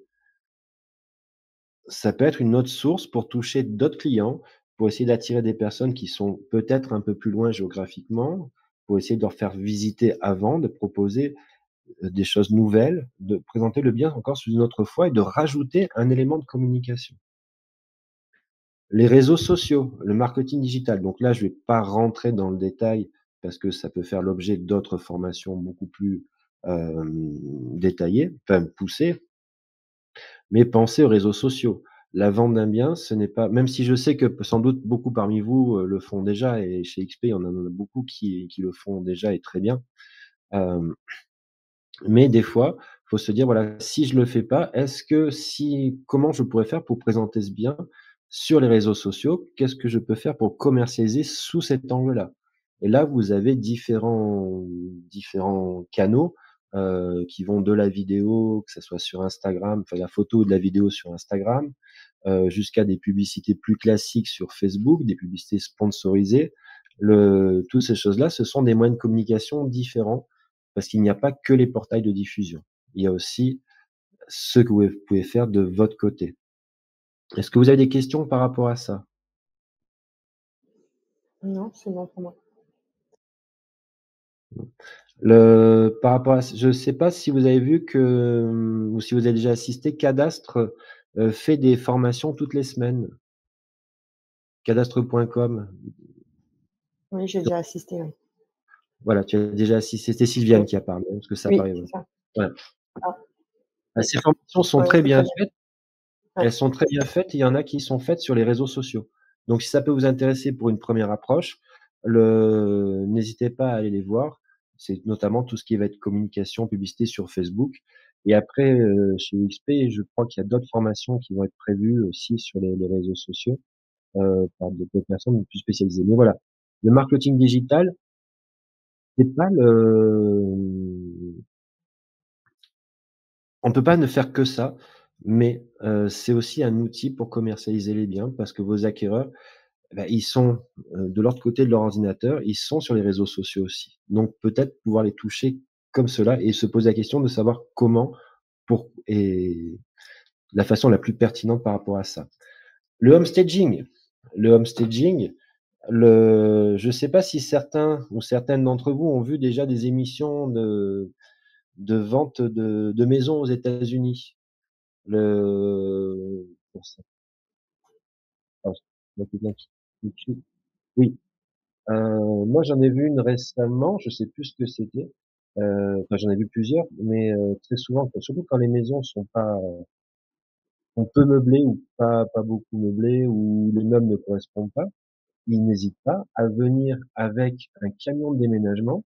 Ils enlèvent les meubles, ils en mettent des nouveaux, ils réaménagent avec des presque des comment ça s'appelle? Des home stagers professionnels.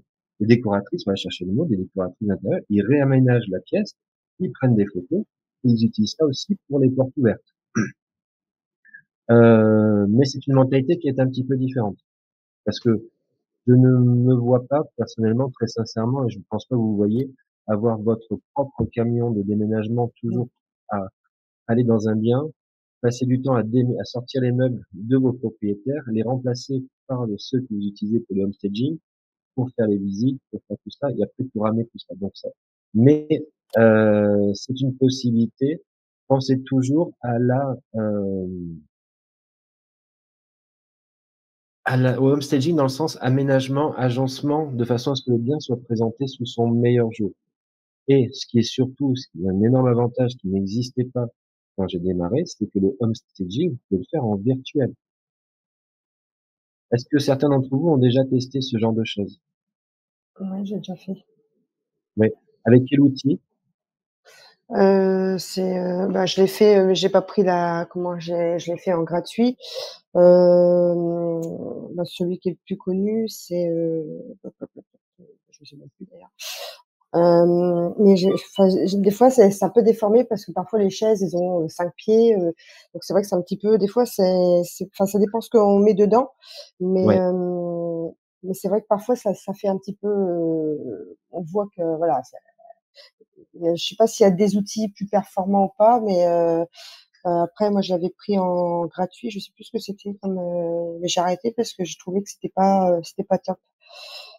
Alors les Je outils, sais plus. en ce moment, les outils pour tout ce qui va être justement avec l'intelligence artificielle, les outils, il y en a qui sortent tous les jours et ça évolue très très rapidement. Ceux qui ont d'anime, je sais pas si vous avez vu dans d'anime, il y avait un aspect, il y avait une partie sur le justement qui faire du home staging virtuel. C'est assez impressionnant parce que c'est-à-dire que si vous prenez une photo, même s'il y a des meubles, l'IA est capable d'effacer les meubles et d'en mettre d'autres à la place. Je vois Alison, tu dis surtout pour du neuf ou autrement vide. Oui, tu as entièrement raison. Ça peut permettre de mieux se projeter. Mais s'il y a quand même des meubles, l'IA est capable de supprimer les meubles et d'en mettre d'autres à la place. Donc d'avoir un intérieur qui peut être un peu vieillot, passer sur un intérieur qui va être un peu plus futuriste, enfin futuriste, mais moderne. Futuriste, en exagérant rien. Il peut le faire. IA Créa, oui, c'est un autre outil. Le Hockey, oui. Il y en a plusieurs et là, je vous en parle. Si on fait une formation sur ces outils-là, dans un mois, elle sera plus à jour parce qu'il y en aura d'autres qui vont apparaître et ceux que vous citez auront évolué encore. Ça va très, très, très vite en ce moment. Donc, pensez à ça. Surtout si vous avez des intérieurs qui, des fois, on va dire, pour pas choquer les gens, ils ont des intérieurs qui leur ressemblent, mais ce sont pas des intérieurs dans lesquels on peut facilement se projeter. Ce qui est important, c'est que vos clients puissent se projeter. Suivant oui, il y a une nodal view aussi, tout à fait. Donc voilà, on parlait des outils et là, il y en a 4-5 qui ont été cités, donc il n'en manque pas. Et ça n'existait pas il y a quelques années. Et la qualité surtout est au rendez-vous maintenant. C'est pour ça que l'histoire des chaises à 5 pieds, je pense que d'ici quelque temps, ça n'arrivera plus. C'est comme pour toutes les photos d'IA qui maintenant, avant ils avaient 10 doigts, maintenant ils en ont 5. Les bonnes IA n'en font plus que ça. Donc tout ça évolue. Pour revenir au sujet, ça peut être intéressant justement dans une question de présentation d'un bien, de jouer avec l'IA pour pouvoir proposer des visuels qui vont être beaucoup plus attrayants. Alors attention, quand vous proposez un visuel attrayant, de bien mentionner que les personnes aient bien conscience que ça a été réalisé avec l'IA. Faut pas s'attendre à avoir, si je prends la photo qui est là, qui est une photo faite par une IA, si j'ai un linoléum, dégueulasse au sol, faut pas que les gens s'attendent à avoir un parquet. Faut pas les tromper non plus sur les photos, donc faire attention à ça. On peut être vendeur, mais il faut qu'on vende une réalité existante. On va juste l'améliorer et la présenter sous son meilleur jour. Mais pour ça, sur les Ouais. photos, il y a la possibilité d'ajouter du texte et de mettre, par exemple, photo non Oui, contractuelle oui. Oui, c'est ça. Ou projection. ou projection, voilà, exactement. C'est une projection, possibilité. On peut très bien aussi montrer, avant-après, enfin pas avant-après, mais avoir la photo originale et avoir celle-ci à côté. Comme ça, les gens se disent: Ouais, «Oui, OK, bon, c'est pas terrible, mais ça peut donner quelque chose de bien». C'est pour toujours encore une fois, toujours pour qu'ils puissent se projeter. Se projeter, ça veut dire quoi? C'est le fait de se voir vivre. Si un acquéreur ne se voit pas vivre dans un bien, jamais il achètera. mmh. On continue. Mais il n'y a pas que il y a pas que la commercialisation classique dans les possibilités. Vous avez des biens qui ne se vendent pas. Il existe d'autres, justement d'autres alternatives. C'est à vous de vous dire à chaque fois pour, ce bien, qu'est-ce qui pourrait correspondre au mieux? Là, je vous ai mis 4 exemples. Si vous en avez d'autres, partagez-les, on va les partager ensemble. Le premier, c'est location-accession.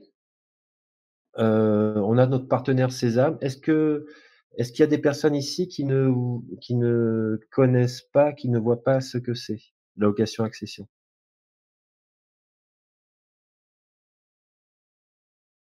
Ou tout le monde sait ce que fait Sésame ou le principe?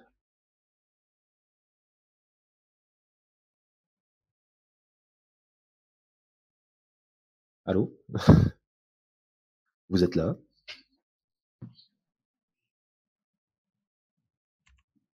Oui, pardon, j'étais un petit peu loin, je n'arrivais pas à connecter le micro. Si vous pouvez expliquer, s'il vous plaît, le développer? Ça Oui, serait tout à gentil. fait, tout à Merci. fait.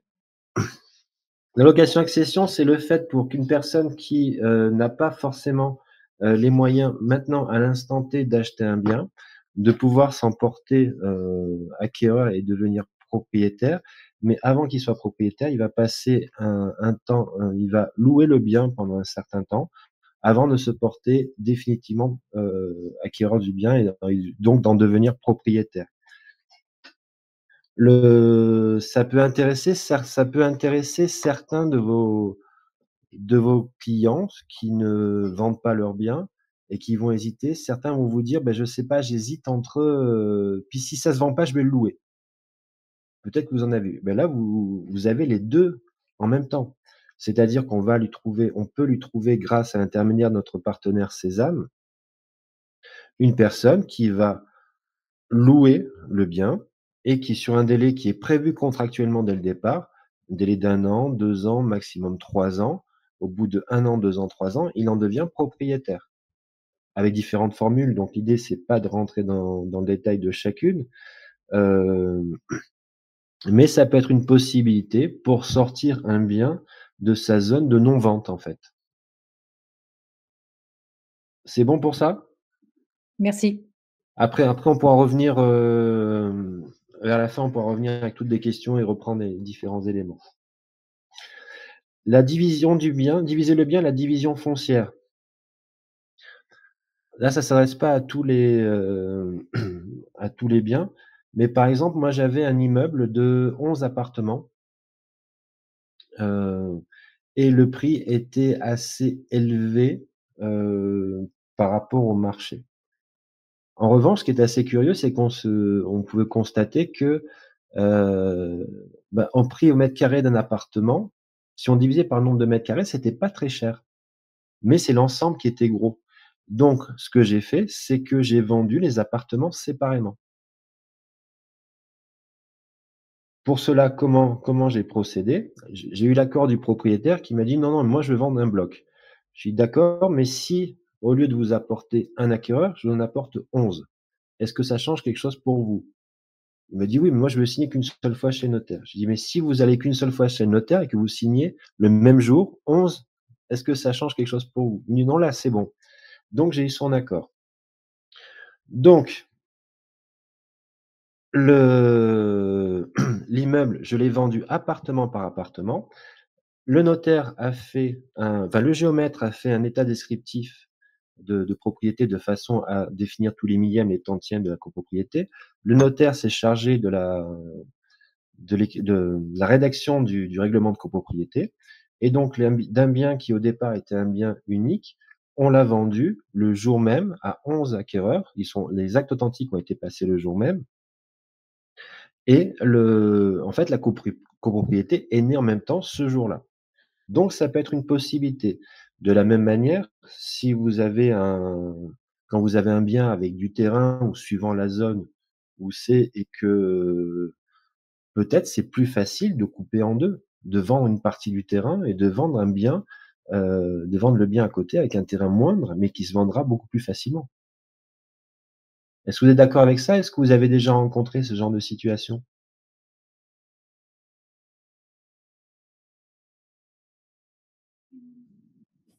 Non, je n'ai jamais rencontré pour l'instant ce genre de situation.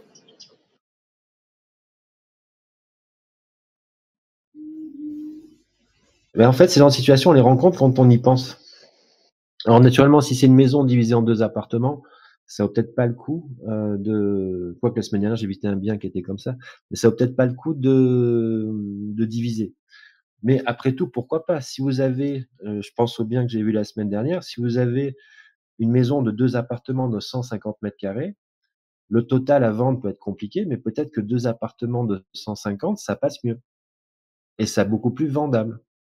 Donc à vous de vous dire par rapport aux biens qui ne se vendent pas, que vous pouvez avoir en portefeuille ou que vous allez récupérer, de se dire: «Est-ce que si je les découpe, est-ce que c'est pas plus facile en vendant par petits bouts?»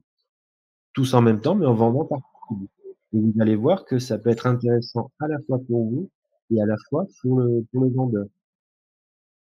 Dans le cas de l'immeuble, le vendeur non seulement a eu le prix du départ qu'il en souhaitait, mais en plus il a eu un bonus de 10 parce que les appartements ont été vendus plus cher, il a eu un bonus de 10.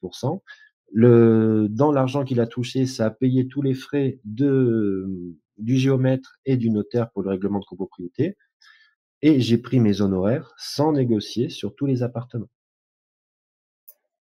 Donc ça peut être aussi intéressant pour vous. Vous savez, si vous vendez, les honoraires étant dégressifs en grimpant, si vous vendez 10 appartements pour 500 000 €, ça sera pas vous allez gagner plus que si vous vendez qu'un seul bien à 500 000. Donc ça peut être aussi intéressant pour vous, financièrement. Y a-t-il pas une complexité à faire coïncider la date de signature pour chacun des acquéreurs, qui ont, chacun justement peut-être des projets et des deadlines, différentes? C'est ça, mais oui, alors j'ai pas dit que c'était pas sportif, hein. J'ai dit que c'est possible. Effectivement, mais ce qui en fait, ce qui se passe, c'est que dans ce genre de situation, quand ça se présente, vous allez voir que les biens sont tellement intéressants que les acquéreurs, ils vont s'adapter à ça. Le Pour vous dire, je reprends encore l'exemple de cet immeuble-là. Une personne que j'ai fait visiter, il a visité un appartement, il m'a dit: «Est-ce qu'on peut se voir chez moi cet après-midi?» L'après-midi, j'étais chez lui, il m'a dit: «J'en prends 2 appartements». Il me dit: «J'ai mon beau-frère qui vient dans une demi-heure». Son beau-frère est venu dans une demi-heure après et il a acheté 2 appartements qu'il n'a pas visités. Il y avait un intérêt. C'était intéressant pour tout le monde. Pardon? J'ai pas entendu. Quelqu'un a parlé? J'ai pas Non, j'entends des voix. Le Donc c'est intéressant pour tout le monde. Donc après, c'est adapté. C'est à Alors le même jour, je crois que certains ont peut-être signé juste un peu avant, juste un peu après, mais peut-être la veille, le lendemain, mais peut-être, voilà, maximum, mais c'est pas un souci. Surtout maintenant avec les signatures électroniques, c'est pas comme si le vendeur est obligé de se déplacer à chaque fois. On peut trouver des aménagements et un notaire pour qui vous allez apporter, 4 ou 5 ventes d'un seul coup, il va s'adapter, hein. Il va vous écouter et son emploi du temps lui-même, il va le caler par rapport à ça. Donc c'est tout à fait possible. Voilà pour tout ce qui est division du bien, division foncière. Pensez aussi division foncière, donc ça aussi vous pouvez voir par rapport au PLU, savoir ce qu'on peut faire, si on peut construire, si on peut détacher, ce qu'on peut découper. Ça peut être intéressant parce que les propriétaires ne sont pas forcément au courant et c'est aussi je dirais votre rôle de conseiller. Si vous avez un bien, le propriétaire en veut un certain prix. Là, on parle de biens qui se vendent pas, mais dans la division foncière, des fois, un bien qui se vend pas parce qu'il est en état, il va peut-être se vendre plus cher, différemment, en plusieurs bouts. Donc c'est votre intérêt aussi de conseiller au mieux votre client dans la valorisation de son bien. Les ventes aux enchères. Les ventes aux enchères, ça peut être une solution. À partir du moment où un bien ne se vend pas, il faut qu'il présente un intérêt particulier quand même, pour susciter une vente aux enchères. Mais ça peut être une solution, de secours pour vendre un bien immobilier qui traîne un petit peu et au moins ça permet de mettre le vendeur face à la situation. il y a une vente aux enchères, donc il y a un prix qui est très bas, même s'il a un prix de réserve, auquel cas si ce prix n'est pas atteint, le vendeur ne vend pas. Bah, une vente aux enchères, il va se rendre compte que, ben oui, c'est peut-être que son bien n'est pas aussi attractif que ce qu'il pensait ou ce qu'il supposait ou ce qu'il voulait encore croire et peut-être qu'il va se dire, bah oui, effectivement, je le constate et peut-être qu'à ce moment-là, il va accepter une offre qui est plus basse que à quoi il s'attendait. Mais parce qu'il va être confronté à la réalité et que finalement, il va se rendre compte que c'est son intérêt d'accepter ça. Ça peut être une possibilité. Dans une certaine mesure, suivant la situation des personnes, la vente en viager, peut être aussi une solution. Souvent, la vente en viager n'est pas a un peu, entre guillemets, «une mauvaise image», d'un pari sur la durée de vie. Mais il faut savoir que pour beaucoup de personnes âgées, la vente en viager peut être une solution qui va les aider, les rassurer et ça va vous permettre de faire une vente qui va solutionner le problème, en même temps d'améliorer la situation de votre vendeur, d'avoir un acquéreur qui va être heureux et de régler ce problème de ce bien qui ne se vendait pas. Je vois que quelqu'un écrit. J'attends.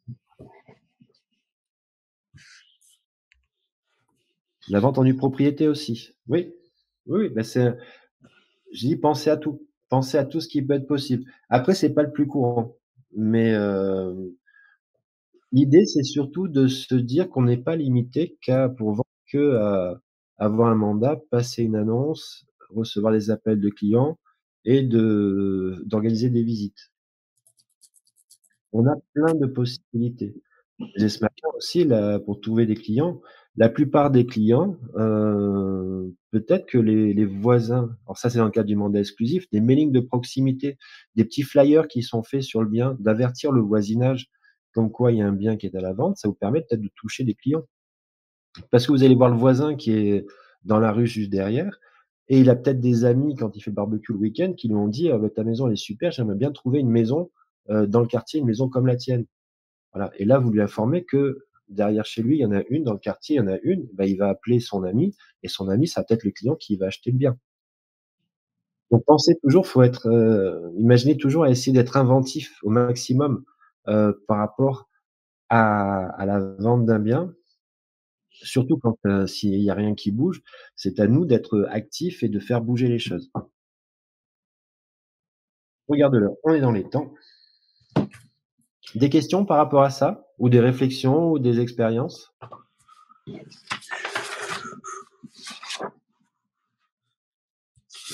J'entends siffler, je ne sais pas qui siffle.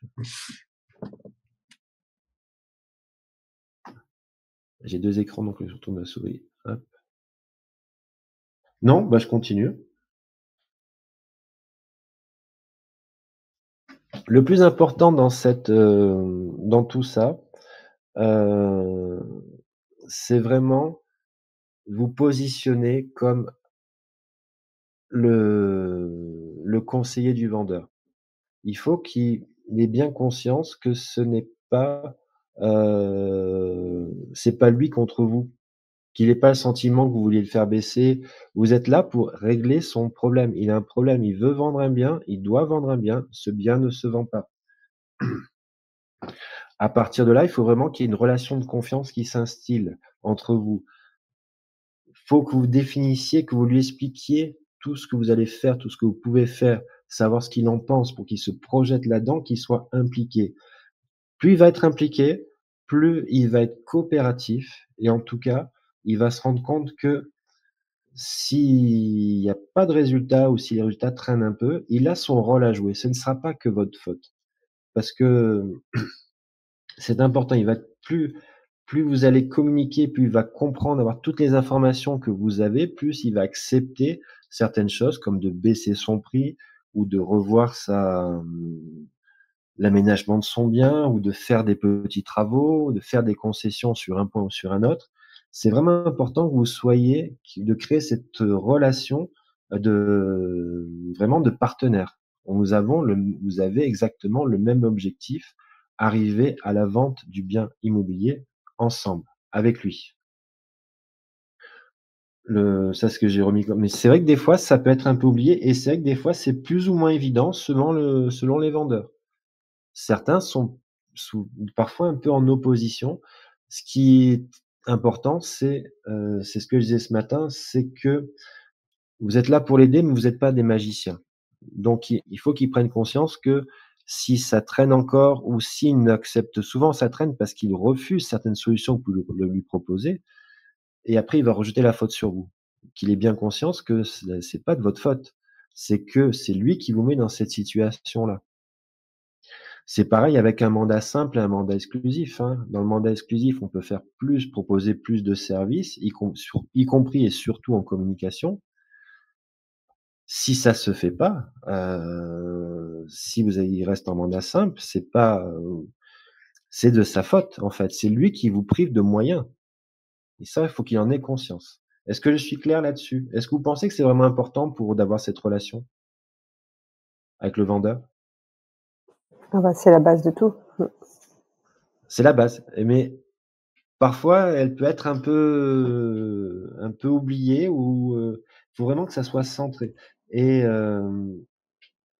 vraiment centré là-dessus et se dire toujours: «Voilà, c'est, ce vendeur, c'est ce bien-là, qu'est-ce que je peux faire pour lui? Ce vendeur, qu'est-ce que je peux faire sur lui? Quelles sont la meilleure stratégie? Quelles sont les meilleures choses, que je puisse faire?» Et là, on en a vu entre ce matin et cet après-midi, quand même des idées. Peut-être qu'il y en a d'autres. Peut-être que je vais être très sincère avec vous, peut-être que ça ne ch on n'y arrivera pas quand même. Le Mais l'essentiel, c'est de tout faire pour régler ce souci-là. Ce que je vois trop, et je parle pas pour vous qui sont là, parce que généralement les gens qui viennent en formation et qui veulent se former ne sont pas dans cet état d'esprit-là. Mais je pense que vous avez tous rencontré des vendeurs qui vous ont dit: «Mais moi l'agence, il y a pas de visite et j'ai plus aucune nouvelle». Ça vous est déjà arrivé? Certes, Oui, ça m'est tout à fait. arrivé pour le dernier mandat que j'ai rentré. J'ai passé quand même trois mois à le convaincre de cela, jusqu'à qu'il commence à me connaître et comme je suis et qu'il puisse avoir une confiance en moi, Oui, par rapport à la possibilité de vendre son bien. Le prix, bah, il continue à être confiant sur le prix, mais j'essaie toujours d'être en contact avec lui et lui expliquer les raisons. c'est ça. Ce que je voulais dire, c'est tu as entièrement raison, donc c'est vrai qu'on peut voir ça chez certains qui travaillent comme ça. Il y a encore des gens qui travaillent mal dans ce métier, c'est une vérité. Faut pas toujours refuser ça, donc et comme tu disais, créer la confiance, des fois, c'est pas forcément évident. Ça sera d'autant plus compliqué quand des gens ont eu une mauvaise expérience avec un autre de vos confrères. C'est le cas typique de la personne qui a confié son bien en exclusivité et qui ne veut plus jamais entendre parler parce que, ça ne fonctionne pas pour lui. C'est ce qu'il pense, c'est juste que l'autre agence n'a pas respecté ses engagements ou n'a pas mis en place des choses qui normalement sont liées avec l'exclusivité. Cette confiance-là, sur un bien qui est, mis en vente, ça vous le savez tous, c'est déjà important dès le départ à la prise du mandat. Je dirais c'est encore plus fort sur un bien qui est, un bien usé. Parce que là, le propriétaire, il est beaucoup plus fragile aussi. Il est plus dans ses certitudes comme quand il vient de mettre en vente. Il est dans le doute, il est peut-être dans l'angoisse aussi. Comme je disais tout à l'heure, il a peut-être des dettes à rembourser ou alors il a peut-être des deadlines pour acheter un autre bien. Il a peut-être une mutation et qu'est-ce qu'il va faire si c'est pas vendu dans ce temps-là? Dans les temps nécessaires. Il a peut-être a déjà acheté, il a un pré-relais et le pré-relais va arriver à terme et ça va devenir très, très cher et ça va devenir compliqué. Donc il peut être stressé. Prenez bien compte cela en compte dans vos discussions avec lui, toujours d'une relation de partenaire, de confiance et vous êtes avec lui et en l'aidant par rapport à ça. Voilà, je crois que c'est la fin de cette, formation. Oui, c'était la fin de cette formation. Est-ce que vous pensez que ça vous a apporté des choses? Ou qu'est-ce que vous avez préféré? Ce que vous avez aimé, dans ce que vous avez vu cet après-midi? Sachant qu'il y a la partie de ce matin, pour ceux qui l'ont raté, donc c'est un tout.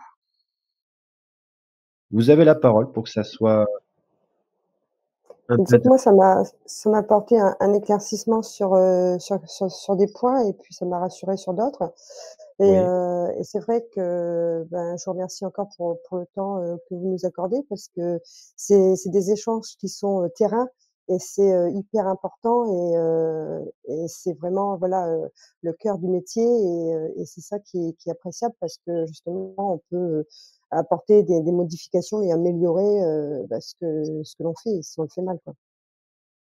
Tout à fait. Tu as entièrement raison sur là-dessus. C'est pour ça que je disais tout à l'heure, ceux qui sont en formation ici, souvent ce sont, enfin, les gens qui viennent en formation d'une manière générale dans l'immobilier, font partie des meilleurs conseillers.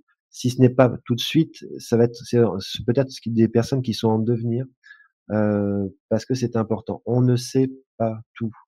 On ne sait et on apprend et on en oublie. Les formations, moi j'en ai vécu, j'en ai fait, des 2 côtés et j'en fais encore des 2 côtés parce que je considère pas avoir la science infuse. Donc c'est très important ces moments d'échange entre nous. C'est pour ça que je aussi Mmh. vous invite à parler, pardon? Oui, oui, non, mais tout à fait, ouais, je suis d'accord. Voilà. C'est pour ça que Il c'est y a important que ces il y formations a une soient pardon.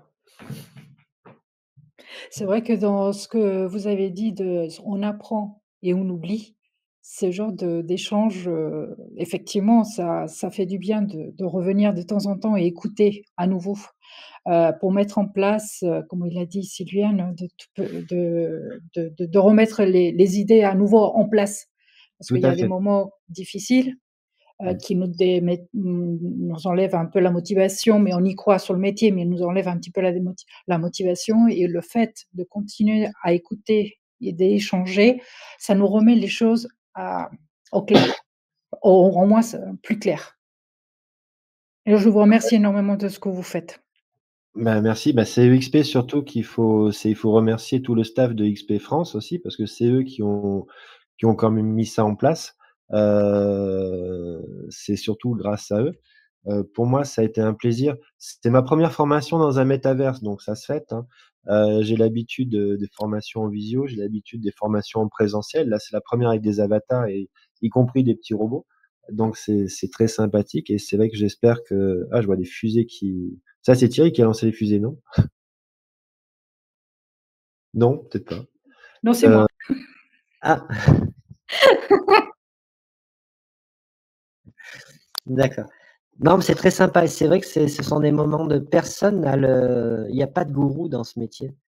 Les formations n'ont pas à être, il y a pas de gourou dans ce métier. C'est surtout les formations, on apprend de chacun, on échange, c'est avec vos collègues et on a, nous, cette formidable avantage de pouvoir organiser cela facilement. Merci, Frédéric. Voilà, il est 18h28. Bah, en fait, ça passe très, très vite, hein. Je sais pas pour vous, mais pour moi, ça passe très, très vite. Est-ce que vous avez des questions encore ou des choses que vous voulez revoir? Non, je pense que tout a Non? été, dit. Alors, juste avant que j'oublie, je vais vous mettre dans le chat. Ne bougez pas, ne partez pas. Hop, il faut que je le retrouve aussi.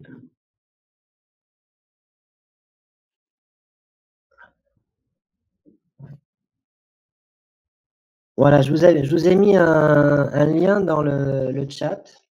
Vous avez toutes mes coordonnées. Donc si vous avez une question, si vous avez, n'importe quoi, voilà, vous pouvez me joindre, vous pouvez m'envoyer un message et je vous répondrai bien volontiers. Merci beaucoup, c'est très gentil. C'est normal, on est là pour avancer ensemble et pour réussir ensemble. Et il est 29. Mon professionnalisme m'oblige à rester jusqu'à 30 s'il y a pas de questions. Vous avez vraiment pas ou des choses à partager? Ça vous a plu? Vous avez aimé? OK. C'était très bien, puis j'espère que, bah, il y aura d'autres sessions, comme celle-ci. C'est vrai que qui sont très enrichissantes et puis échanger avec, bah, des professionnels comme vous, c'est vraiment, très intéressant. C'est gentil. Des sessions, oui, ça sera, je crois savoir qu'il y en aura d'autres.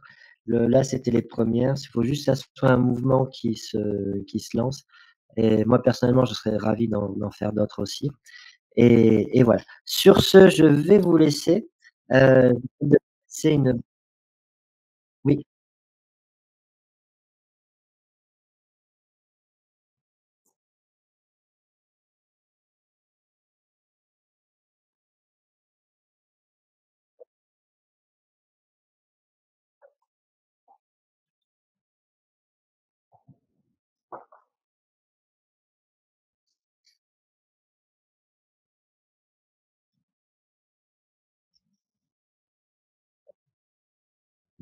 Et vous pouvez y aller à ces formations les yeux fermés. Enfin, oui, parce qu'en plus, vous n'avez pas besoin de les ouvrir, vous avez besoin d'entendre. Moi, j'ai assisté aux 2 qu'ils ont pu faire, elles étaient très bien et de très, très bonne qualité. Donc je vous invite à y aller. De toute façon, je suis fan des formations, que ce soit pour moi ou pour, ou ce que font les autres. Voilà. J'espère à très bientôt. Je vous souhaite de passer une bonne fin de journée, soirée Merci d'ailleurs. encore. Bonne soirée à tous. Merci À encore. très bientôt. Au revoir et n'hésitez Au pas à me revoir. contacter sur Bonne LinkedIn. soirée, merci. Au revoir. Au revoir.